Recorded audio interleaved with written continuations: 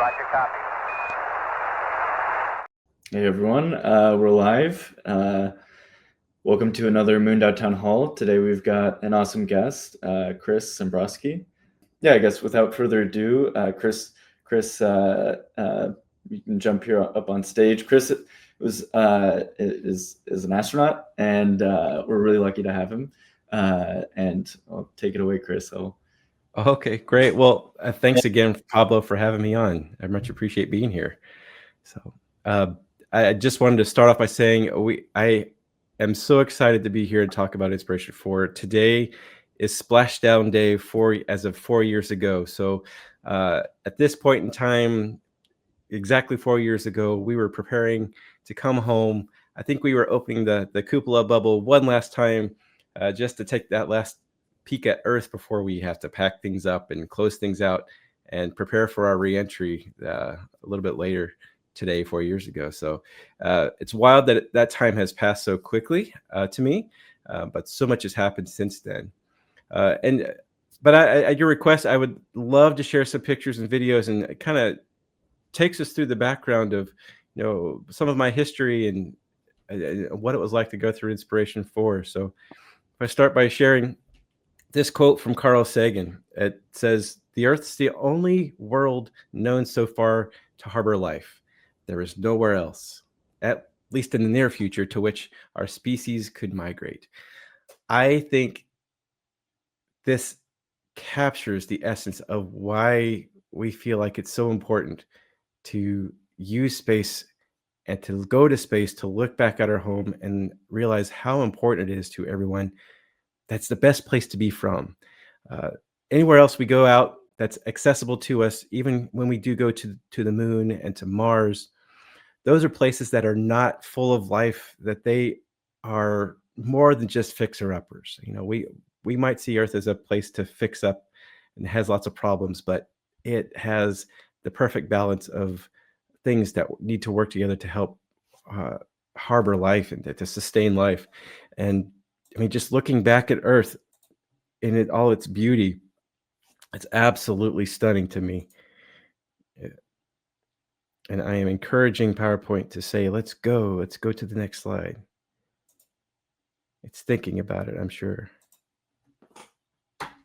There it goes. So when we look back at Earth, it's gorgeous. There is no better place to be from. Oh, hang on a second. When we were taking pictures from our spacecraft in space, anytime I give a picture to anyone, this is the orientation that they end up hanging it on the wall. Earth is always down, but for us, Earth was always up. That's just the way we were filming things. We got used to having the cupola bubble be our up direction. So for us, the Earth was always hanging above us anytime that we were exploring the cupola or looking back at home. And it's just a gorgeous place. But we all come from different places around the world, right? And I think that's what I really want to emphasize, is that Earth being our best place to be from, we all come from different backgrounds, and should all have something in our past that kind of guides us to where we want to be in the future. And we all have our own families that we come from, and I was deeply inspired by having a family that was deeply rooted in the musical arts. Every single person in my family from some musical instrument, so to the point where you could put an incredible 15-piece band together and have all the parts covered. But at the same time, space captured my imagination. We look back when I was in elementary school, the space shuttle was taking off, and that was the way that people got to space, and it was exciting. It was the way that we knew we could build the space station. It was the way that multiple astronauts were going to space. It was billed as the way we were going to see dozens and hundreds of people get a chance to get to orbit. Didn't quite work out that way, but it was such a place of inspiration. And I feel very fortunate to be encouraged by my parents and my dad to build rockets as a kid. And I eventually got into high-powered rockets and had a lot of fun with those. In college, I had a chance to take some of the members of the Embry-Riddle Embry-Riddle ice hockey team up to Washington, D.C. during spring break, because when you're already in Daytona Beach, might as well leave Daytona Beach when it's spring break time and go somewhere it's cold and miserable. So we went to Washington, D.C. in March before the cherry blossoms were blooming to lobby Congress, but at the same time took an opportunity to check out the wind tunnels farther and at MIT, and just from a place of pure curiosity. And they saw the passion that we had for aerospace and said, "Yeah, sure, we'll give you a quick tour." And it was very generous of those professors there up in Boston. But it was like a side venture, because what we were there in Washington, D.C. to do was to lobby for the opening of space for all people as much as possible. And so we gathered people from all over the United States, from all different industries and walks of life, to come together as private citizens to talk to our elected leaders about how important space is and how we need to continue to enable others to open up space. And that's what we did through this organization called ProSpace, and just volunteers. And um, it ended up working tremendously well. We got traction and hosted one of the very first space transportation roundtables in 1999, and uh, gathering members of the industry together, and eventually leading to the passage of some key acts that have opened up commercial space and encouraged the commercial crew program, which allowed SpaceX to be successful, and really encouraged NASA to get out of the low Earth orbit game. And I thought that was incredible. Uh, and then, as a college student, being able to walk the halls of Capitol Hill on those hard marble floors and have that access to share what's important to me individually was empowering and important. Uh, but never thought the impact that I would have would actually grow into something that I would eventually be able to take advantage of later. Um, but somehow it all worked out. Back in college, I was finishing up my time at Space Camp with our 1900s technology, mission control, and the simulators, getting my dad the opportunity to fly on the multi-axis trainer, telling the story of America's space history. And well, when it came time for me to leave Space Camp in the Space Coast and get out of college, I ended up going to the Air Force to work on big missiles, because I wanted to stay closely connected to rockets. I mean, how could I not? It captured my attention, seeing the very first shuttle launch for me that was at night, to see those solid rocket boosters ignite and light up the entire night sky from 10 miles away, and to hear the rumble and see the alligators come out of the water to sing love songs to that deep rumbly roar of the solid rocket boosters was enthralling. And I knew I wanted to be part of that. And being part of the Air Force was a way that I knew I could continue that journey. And while this was happening, eventually I left the Air Force and met my wife in Montana, and we decided we were going to make a break for it to go out to Seattle and start our lives out there together outside the military. And while all this is happening and I'm continuing my civilian career, doing automation and electromechanical controls, Virgin Galactic sent their people to space for the first time. Blue Origin landed New Shepard vertically under rocket propulsion for the first time.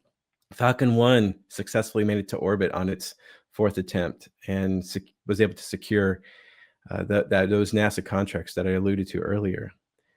And then time goes by. Bob and Doug eventually fly to space in May of 2020 for the very first time since SpaceX was invited to try to get astronauts to space, to the space station. We saw the last space shuttle flight happen in 2011, and so we had 10 years where no crewed flights were happening from the U.S. soil. But shortly thereafter, in February of 2021, a Super Bowl commercial aired for the Inspiration 4 mission.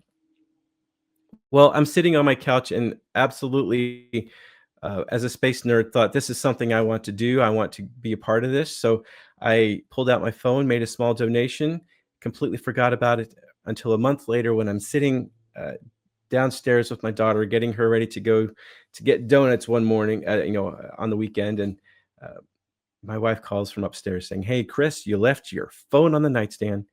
It's buzzing like crazy. Someone from Inspiration 4 is calling you. It's waking me up. Come get your phone.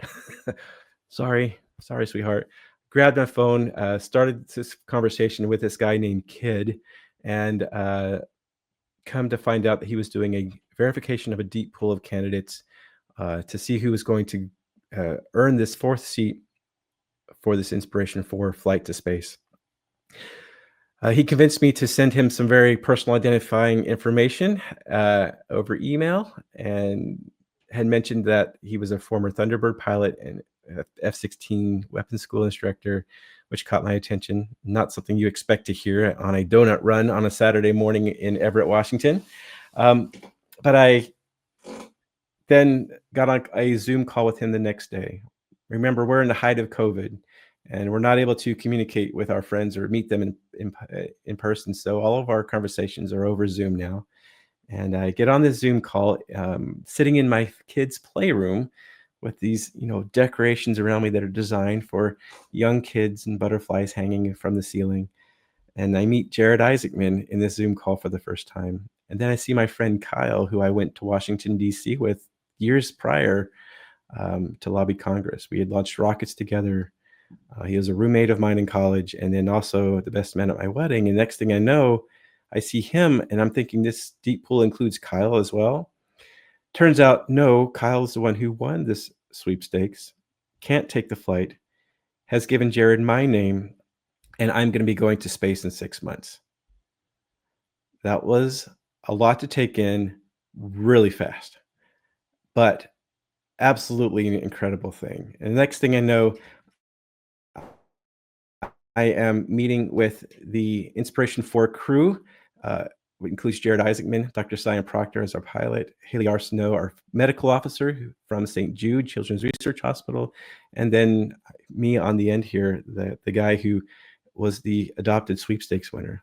Well, we went through a series of training events to get ready for this flight in a very short amount of time. We went through centrifuge training outside Philadelphia and experienced up to 6 Gs of force, and gave myself that initial confidence that I personally could absolutely make this happen.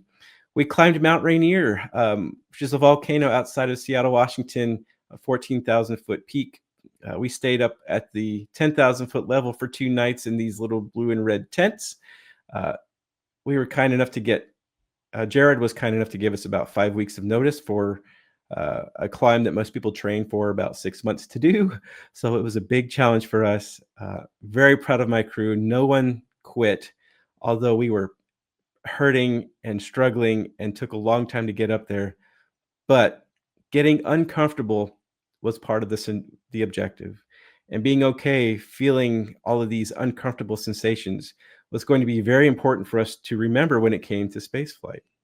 And we were so rewarded, though, when we got to the top. We saw incredible views the next day and an incredible number of stars at night.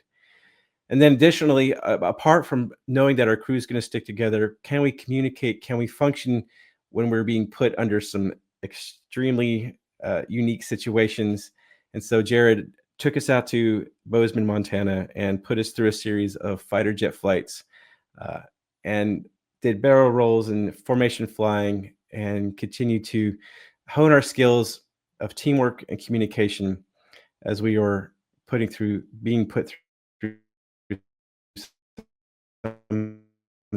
these wild scenarios. And speaking of support, through all of this, yeah, there might have been the 4 of us up front, but I mean, there's an army of people behind us, including my family and my daughters that are part of this experience going with us. And it's those human connections that sometimes get left out of the equation, but they are so important. And we need to remember those as we go and try to achieve these new heights. This was supposed to be the first all-civilian mission to orbit. And so we didn't have any NASA astronauts on board with us. And we needed to make this flight successful. And the team behind us and our families were a huge part of that. And then, as you can imagine, for someone who worked at Space Camp and has taught the history of American human spaceflight, it's something else entirely.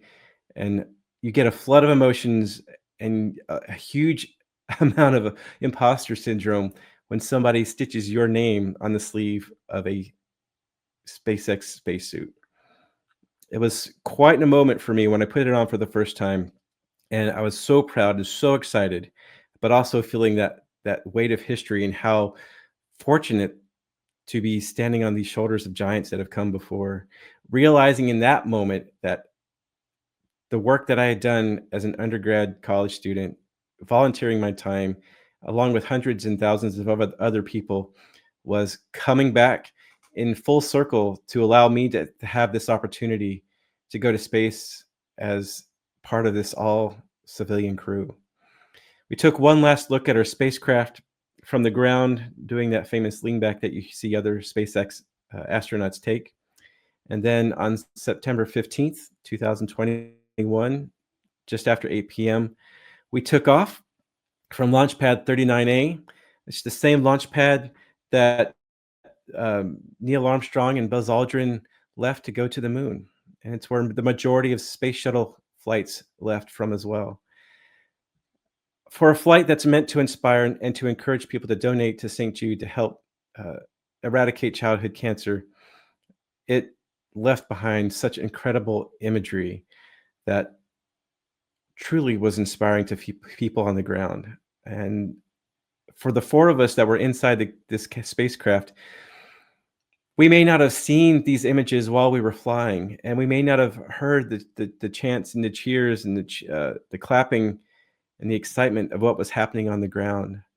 But when I came back and rewatched these videos later, I most definitely was moved by how invested others were in our flight and to make sure that we were safely getting to orbit.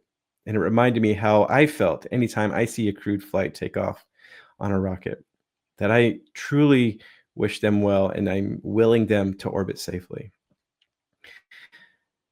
Well, when we first got to space, the engines cut off. You see this black stillness, and it was silent. It was a moving time until we heard the cabin air fan start to turn on, and then we started to come around the Earth to see our first sunrise, and the action started to come through the windows where we could actually see the Earth. I don't know if you can see these videos or not, or how choppy they are.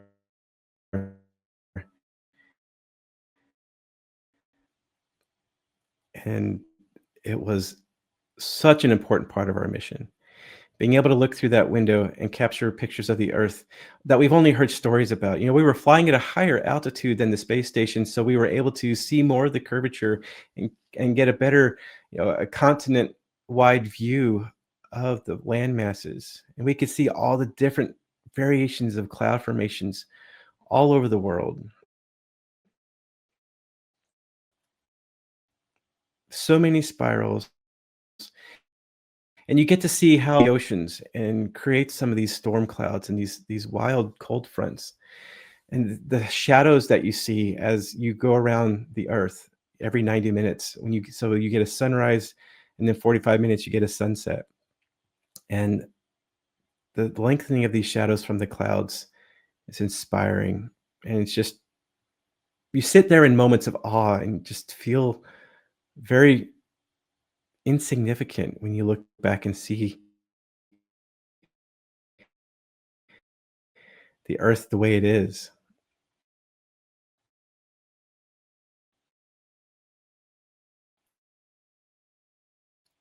This particular window essentially gave us the chance to feel what it was by turning around and doing a 360-degree view around ourselves, by spinning around in the cupola dome. And I don't know, I wanted to capture that. I wanted to bring that home. I wanted to share that with everyone on the ground as much as I could. And so the first picture from space that SpaceX showed my family was me taking a picture. So they sent a picture of me taking a picture through the selfie cam, and that's pretty much what I focused on the entire time. Now, we did lots of other things as well, but capturing images like this of Australia, to see the reddish brown interior of the continent with the beautiful Pacific Ocean and the tropical waters just off the coast.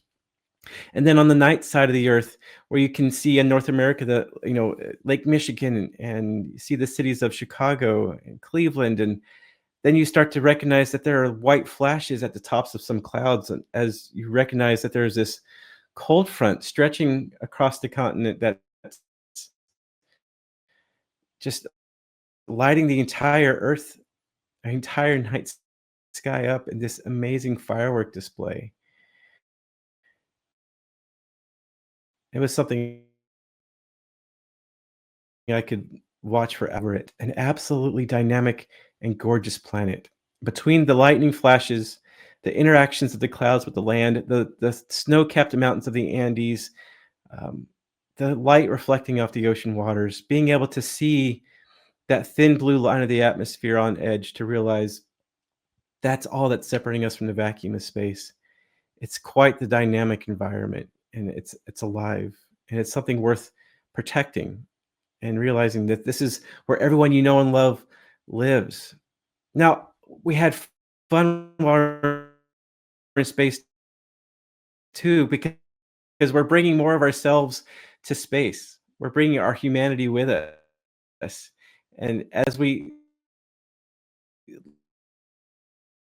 look around, we see that we kind of emphasize the point that yes, the world is round and beautiful. It's something that I'm, so proud of to call home. I mean, how can you not when you see images of your home that look like this, and you can zoom in and see those anvil clouds reaching out to the tops of the edges of the atmosphere, and it just continues all over.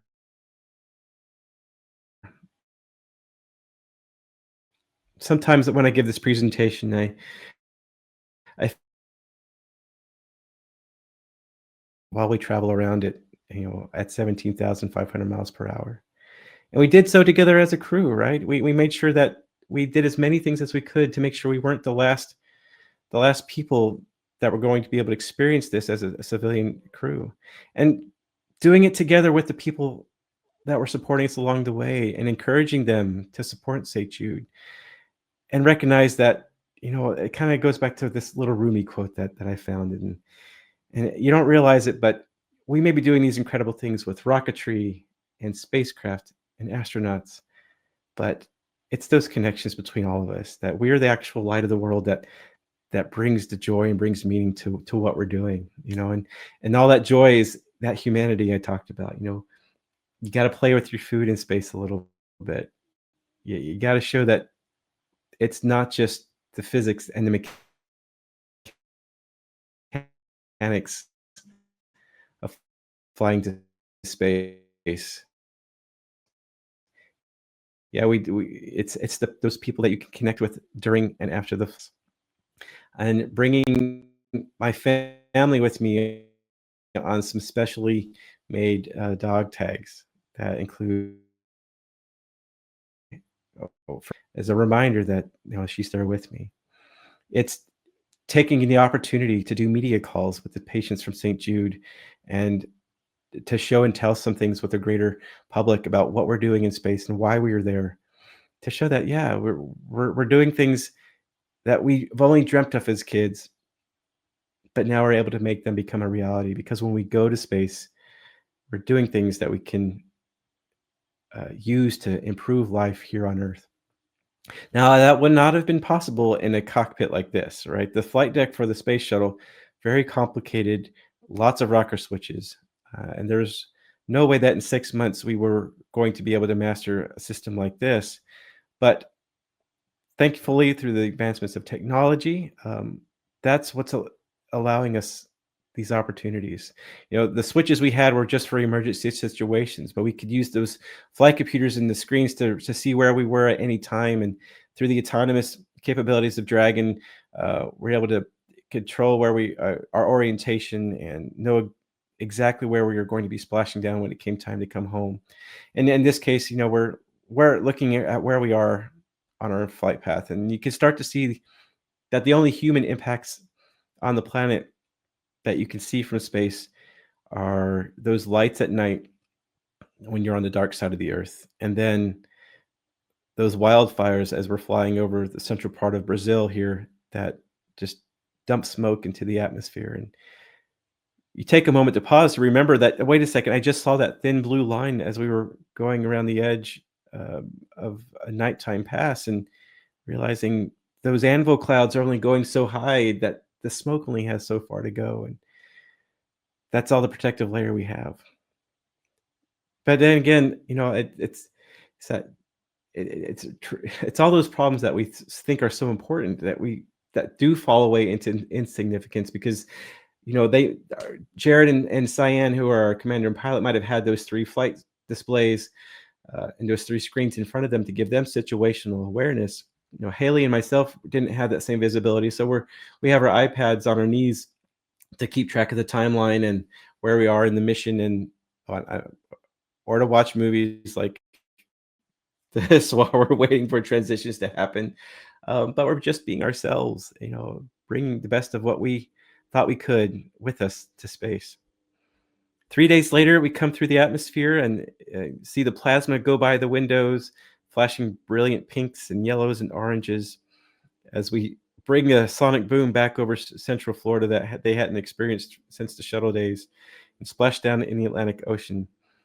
Successful, happy, and healthy, finding out that we had achieved our goal of raising $200 million for the hospital through various donations from so many individual contributors, and then a couple of large contributions that we found out about 2 hours after we got back to Kennedy Space Center.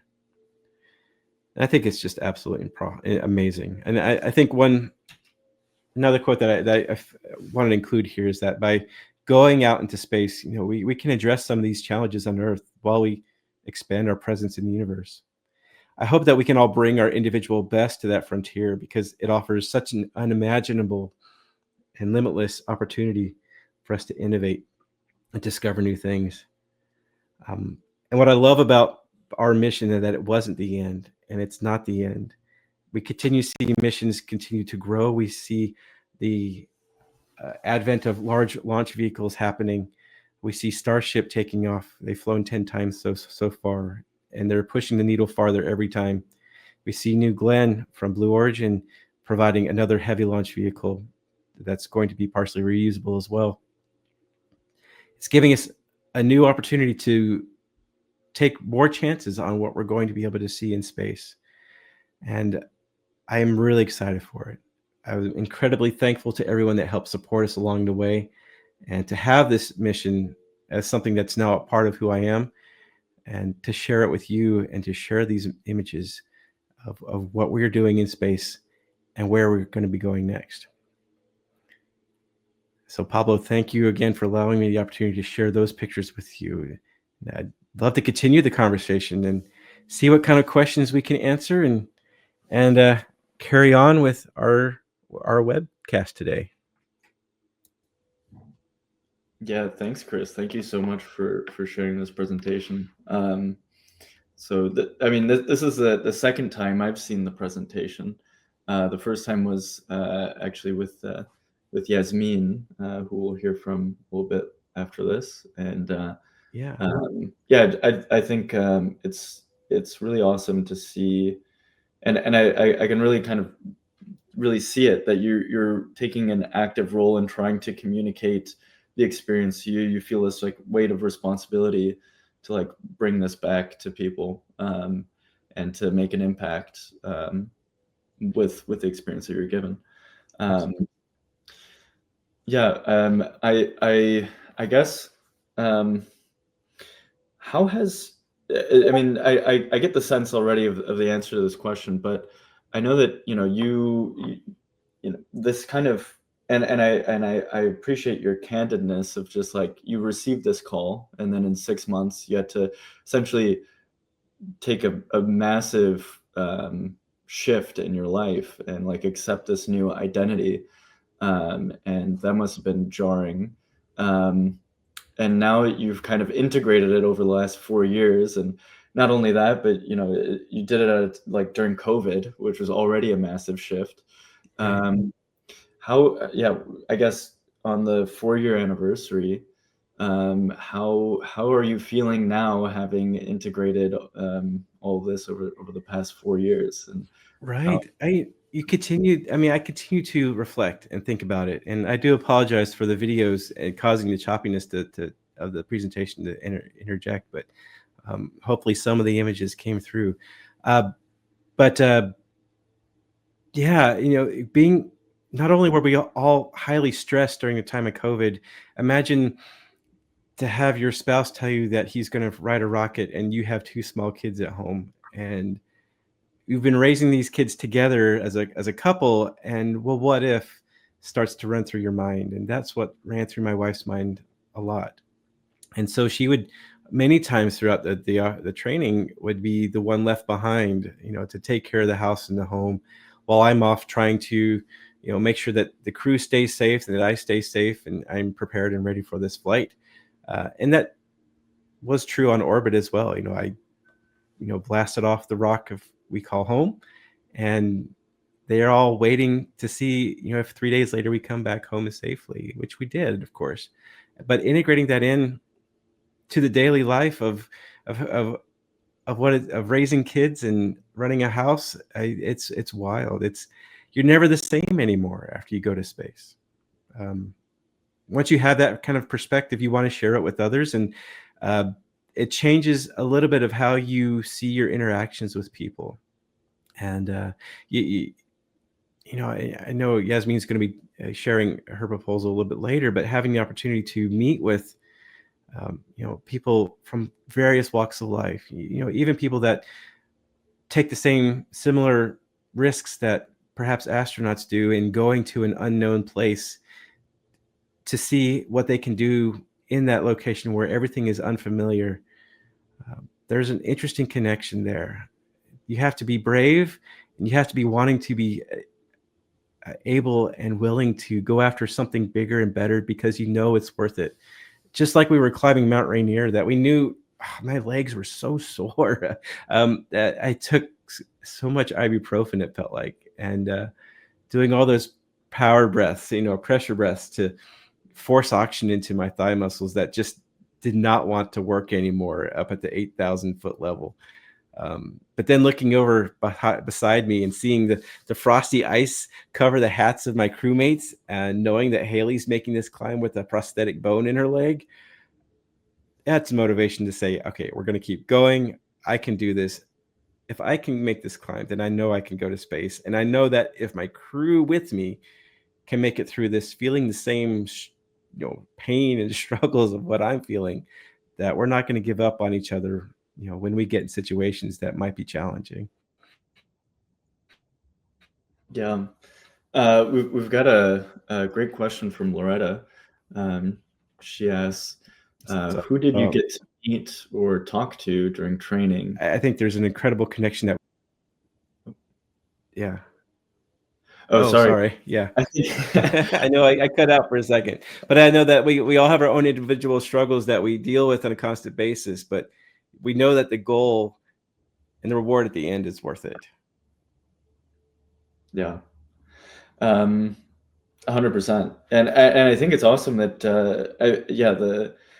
doing Mount Rainier as a team to kind of build that trust. It seems like that's exactly what you want the right kind of stress to put everyone through in order to like develop those like challenging situations where like, okay, we're all in pain together, and let's see what we're all made out of as a team. We've got a question here from Loretta, who asks, who did you get to meet or talk to during training, either training, the mission, post-flight, that really had you the most in awe?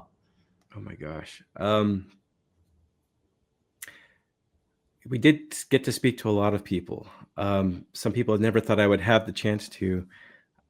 I'm going to kind of reverse the end of that question a little bit, because I think it not recognizing fully who else following with us along this journey. We had a chance on orbit to talk to Tom Cruise, a very unexpected call, but he's a huge advocate for space, and he gave us a call, and we're passing the microphone back and forth to each other to answer his questions, and he asked a similar question about what was the most impactful thing we've seen so far. And I relate to him the story of when we first got to orbit and we made our first orbit around the Earth to where the sun started to rise for the first time on the spacecraft. And we were still orienting our spacecraft in the right direction. And so normally this wouldn't happen, but it did during this first pass where sunlight directly entered the side window on my side of the spacecraft and shot a beam of light over on Haley's side. And it was the most pure, white, bright light that flooded through the window. And when it bounced off the far side white walls, it just illuminated the entire capsule in this beautiful, pure white glow. And when I imparted that story over the radio, his response was like, "Oh, my skin's tingling." So without having been there, I think he was able to get that sense of awe from what we were experiencing in space. That was pretty impactful. Yeah. Well, yeah, I think you do a great job of, especially with the images and the videos. And sorry that there was some choppiness with the stream, but I think your eye for like capturing these like photos and videos, and then also just the way you describe them, it really does come through, or the sort of the freshness of like I don't know, just the way you describe some of these things are it's really, I mean, I can tell that like brings a lot of emotion through to you as you're describing it. Yeah, it's hugely impactful. I mean, I didn't have the opportunity to understand this concept called the overview effect before flight. I think it was mentioned to me at one point, but I didn't fully understand, who Frank White, the author, was until post-flight. And then realizing the experience we had and some of the really cool moments of looking back at Earth had already been discussed, and there's a lexicon to talk about it, to share, that's common between astronauts that see the Earth that way. And just that was kind of impactful to realize, oh, my experience is a shared experience. I need to continue to find ways to allow more people to have this shared experience because it's impactful. You really do feel like there's something amazing about our home when you see it in that particular way. Yeah. I'm also just out of curiosity, personal curiosity. So Jared Isaacman was almost head of NASA, and you got to know him very intimately, and I'm sure you're rooting for him to get that position. I'm curious, what insights you've had through your personal relationship with Jared. And I don't know, maybe just your general thoughts on that whole situation, because I think you have probably a very unique perspective having spent all that time with Jared. Right. Well, I mean, Jared wants to climb the next highest mountain. He wants to see the next, boundary pushed, and that's a part of the reason why he signed the agreement with SpaceX. And he did the Polaris Dawn program because that was probably the most meaningful way to continue to go to space, was to do additional development and do a spacewalk with a new suit that's going to continue to push the objectives of getting to Mars forward. And through it all, he's a great leader and a great commander of a spacecraft. He cares about his people, and he wants each of us to succeed and to be the best version of ourselves as part of the crew as we possibly can be. And that's never been in question any step of the way. And he's got a unique perspective on things. Not having gone through NASA astronaut training, where you are a representative of the government and NASA at all times, coming at it from the civilian sector, you can impart a different perspective on how we can go to space and get more people up there and get there in a way that we can achieve objectives that we haven't been able to dream of before. And no, he's just going through that process of going through the confirmation process.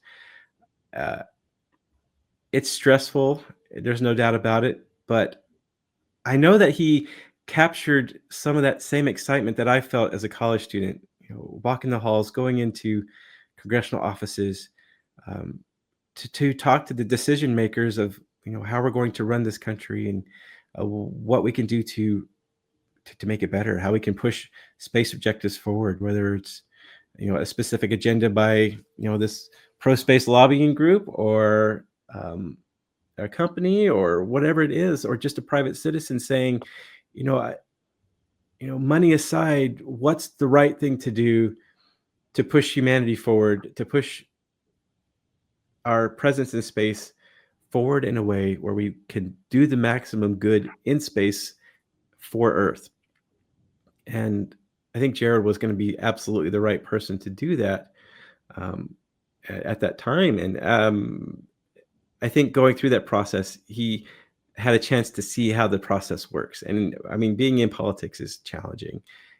Everyone has their own agenda. Not everyone thinks that space is the most important thing. Shocker to this audience, I know, but it's there are so many problems here on the ground that we've been dealing with for thousands of years that we continue to squabble about. That having that opportunity to go to a new frontier and create new lessons and find new ways of solving problems is hugely important.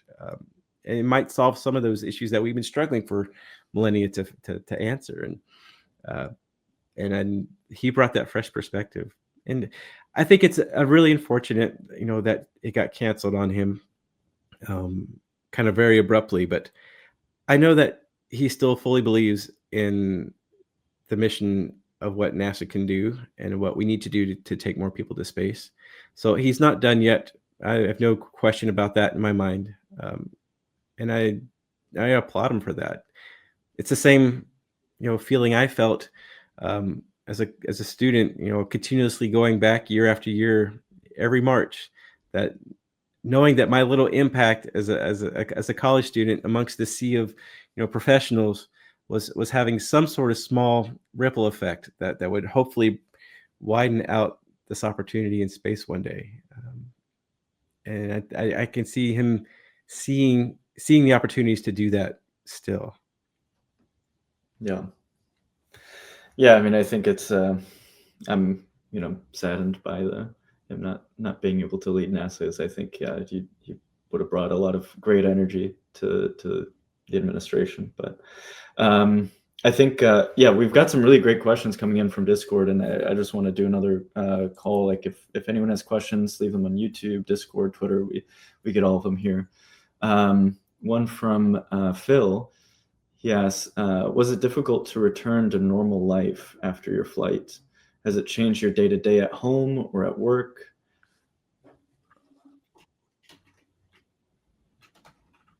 Oh, and by the way, one thing. Oh, never mind. I think you got it. Yeah. We freed up the bandwidth. There we go. All right. So the question from Phil. All right. Returning to normal life after flight. Yeah, it is a challenge. But you're thrust right into it. I think what you have to realize is that before you go to space, you're coming back home. And the people that matter most to you are your family. Those are the people that you're coming home to. And if you're going to go to do something amazing out in space, you might as well spend some time with your loved ones beforehand, because that's who you're going to be coming back to. And those are the lives you're going to impact most, for good or for better or for worse. And I mean, I remember coming back home, and within a week I was mowing the lawn again, and doing all the things to get ready to go back to school and get the kids back into elementary school and preschool. At the same time, you're walking around with a kind of little twinkle in your eye or a little smirk. I felt like I was just constantly thinking about, when I was looking up at the clouds or the sky, that, man, I know what that looks like from the other side. That was quite the experience. You walking. There was there's it's meant for hikers and mountaineering people that climb mountains. But there was a quote that I'm going to butcher that is etched on a plaque, at base camp outside of the Mount Rainier National Park, and the message behind it is that, those that have gone above know what it's like to look down from that point. When they come back down, they never forget it.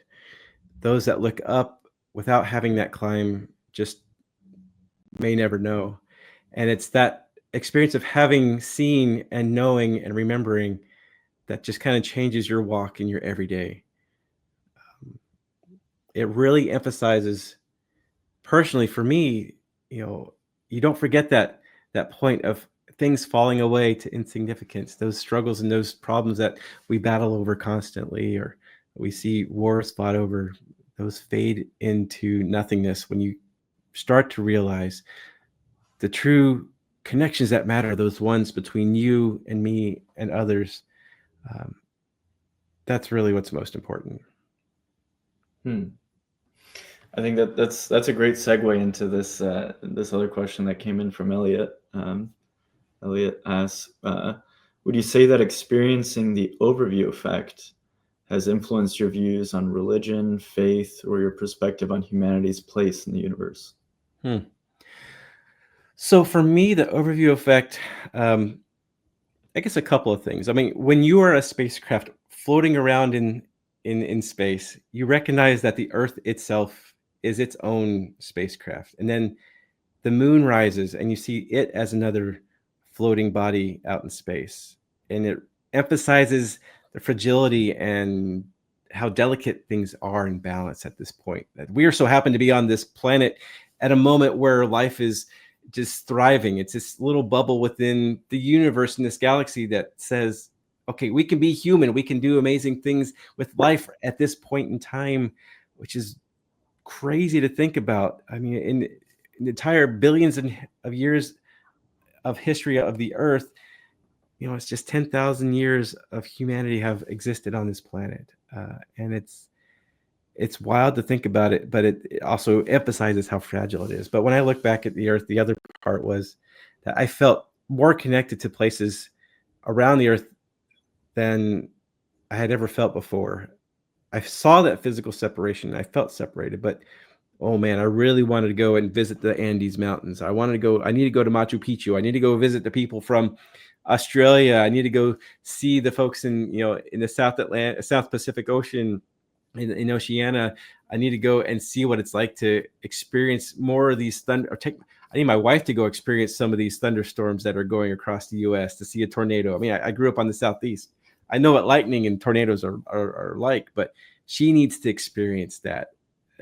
This Earth is dynamic. It's alive. It might seem like just a bunch of physics and chemistry to some people with a maybe more of a cynical perspective, but the systems that we are a part of work together, and it's such a beautiful planet that works together. I need to go and explore it and share that with people directly. And a lot of times, if my passport isn't working or that there's no time for me to actually go somewhere, it's connecting with the people from those places that brings those moments together locally, where I can then experience something through their eyes in our shared humanity of it all. And it's super impactful that way. Yeah, well, I couldn't come up with a better line of questions, because the next question is actually from Frank White himself, the author of The Overview Effect. And he asks, what is inspiring you now? Oh my goodness, Frank, thanks. What is inspiring me now? I mean, as a dad, I not to go cheesy with it, but I mean, it's inspiring to see your own kids grow and thrive, and to see their artistic expression and their skills grow. I mean, my youngest is an avid soccer player, and the speed and the ferocity at which she takes to the pitch is amazing. She might be completely having a meltdown or just not into it, but as soon as she kicks that soccer ball once during practice, you see her get in the zone and see her eyes light up and her whole body language changes. And the same thing for my older daughter, who is a swimmer and an avid musician. When she gets behind the drum set and just rocks out to a Nirvana song at her recital, or at another performance with the jazz band at school, you're incredibly honored and proud as a parent to see her just grow and become the person she's going to be. Yeah. Well, you did kind of touch on this during your presentation, but you talked about kind of the stuff that kind of gets left out of the picture when they see you or anyone else going up to space, but the whole like support system and all of the humans behind it and all of the dynamics of the story. I mean, you mentioned your wife a lot and your family, and the impact that your flight has had on them.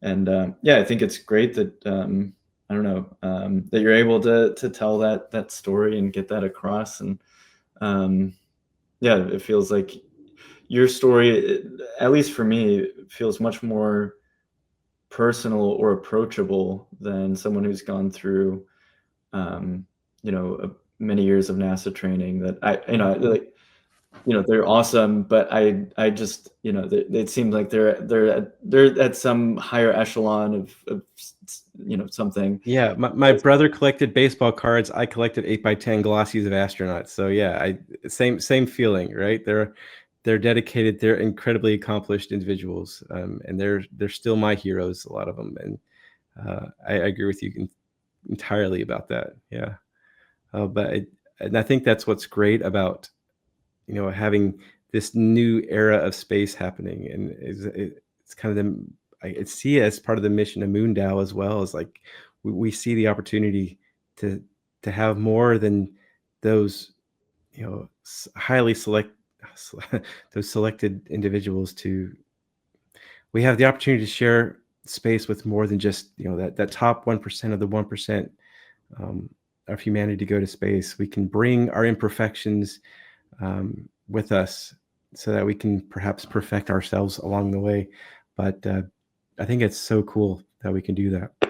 And I think it's even opening up opportunities. Like, I know we were talking about going all over the world and what inspired us from where we're from. And it's reminding me that that inspiring the next generation is also so important in what we're doing.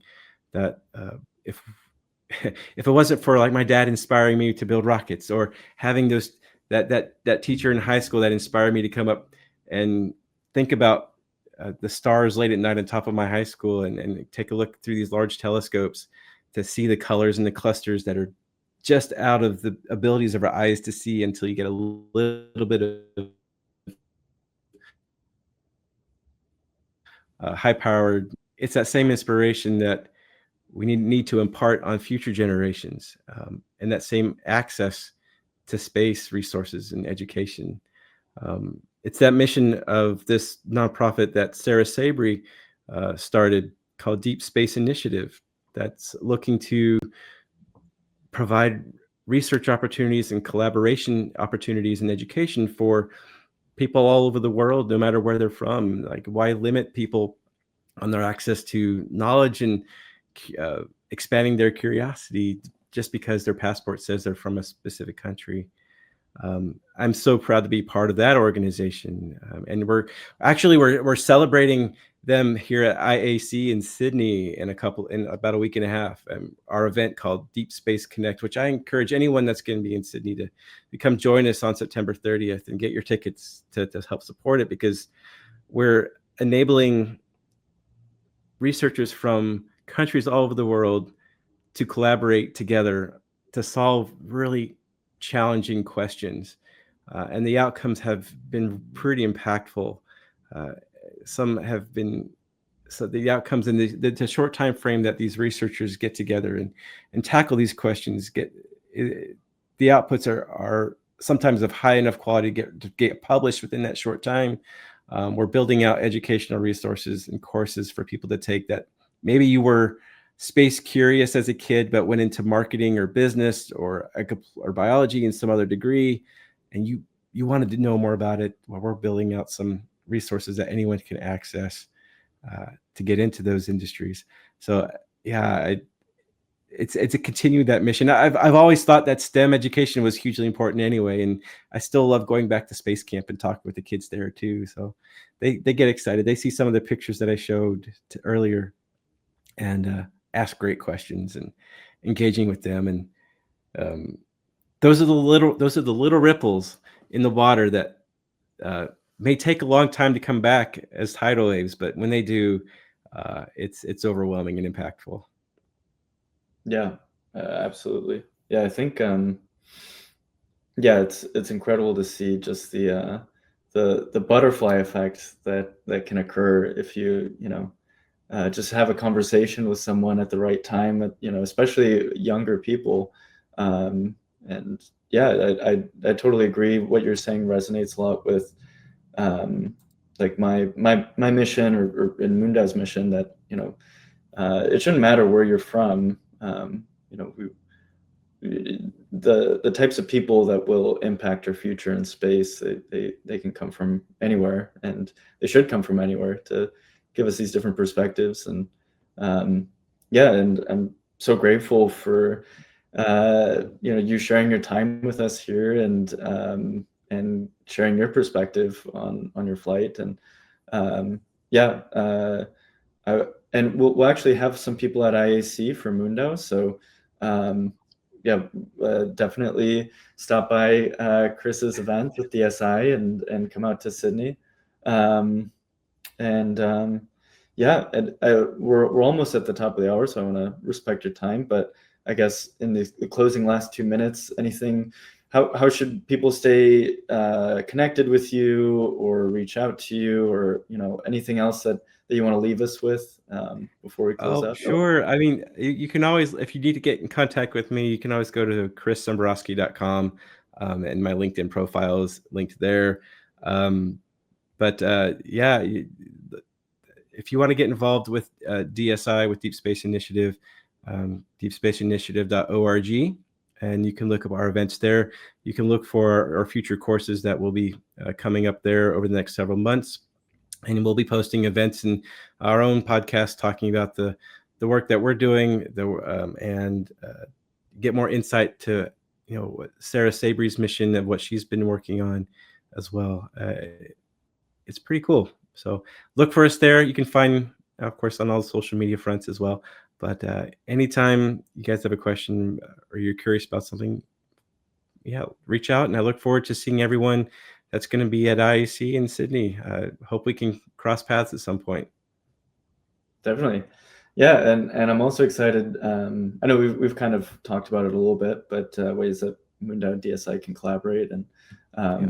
yeah, I think there's a lot of synergies there. Yeah. So it's exciting. Oh, and one more shout out as well. I forgot. Like, we just started this last course yesterday, but if you're going to go to space, you might as well get fully trained, right? You know, I didn't do space kind training until after I went to space, but it would have hugely impacted me and better prepared me for space travel. So if you go to spacekind.org, the next cohort starts in January. Take a look at it. It's taking the best of us and up into space with us, and I think that's what's really cool. It gets you on a better path towards fulfilling your own personal mission. And we all need a little bit of readjustment as we grow. We don't just get to think about what we want to be when we grow up when we're kids. You get to think about what you want to be when you grow up as an adult too, multiple times.